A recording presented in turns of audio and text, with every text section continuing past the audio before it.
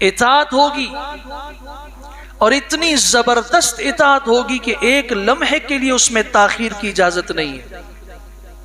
غزوہ تبوک ہے، حضور اقدس صلی اللہ علیہ وسلم نے اعلان فرمایا، آپ کے ساتھ جانے والے جانثار صحابہ تھے، تقریباً 10 صحابہ کرام پیچھے رہ گئے، جن میں 3 کا ذکر قرآن مجید کے اندر موجود ہے، ہلال ابن امیہ، کعب ابن مالک، مرارہ بن ربیعہ رضی اللہ تعالیٰ عنہم اجمعین۔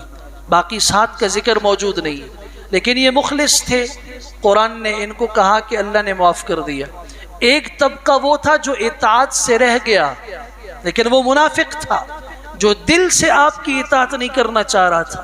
یقولون ان بیوتنا عورہ وما ہی بعورہ ان یریدون الا فرارا، کبھی بہانہ بناتے ہیں ہمارے گھر خالی ہیں، ہمارے گھروں کا مسئلہ ہے، اللہ فرماتے ہیں صرف بھاگنا چاہتے ہیں، اللہ اور اس کے رسول کی اطاعت سے دور ہونا چاہتے ہیں۔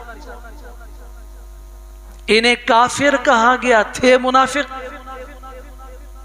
قرآن نے کہا یہ زبانی دعویٰ کرتے ہیں مومن نہیں ہیں۔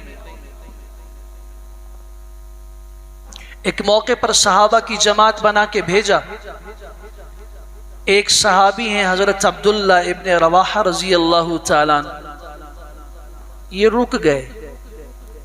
آپ علیہ السلام نے دیکھا کہ وہ نماز میں آپ کے پیچھے کھڑے ہیں، فارغ ہو کے آپ نے فرمایا عبداللہ تم ان کے ساتھ گئے نہیں؟ فرمایا اللہ کے رسول صلی اللہ علیہ وسلم میرے پاس سواری تیز ہے، میں انہیں پہنچ جاؤں گا، صرف اس لیے رکا کہ زندگی کا پتہ نہیں چلتا، سفر ہے جہاد کا، ہو سکتا ہے واپس پلٹنا نصیب نہ ہو، تو میں زندگی کی آخری نماز آپ کے پیچھے پڑھنا چاہتا تھا، نماز پڑھ کے نکل جاؤں گا۔ آپ علیہ السلام نے فرمایا عبداللہ اس لشکر کے مقابلے میں آدھا دن تم جنت میں داخلے سے پیچھے رہ گئے۔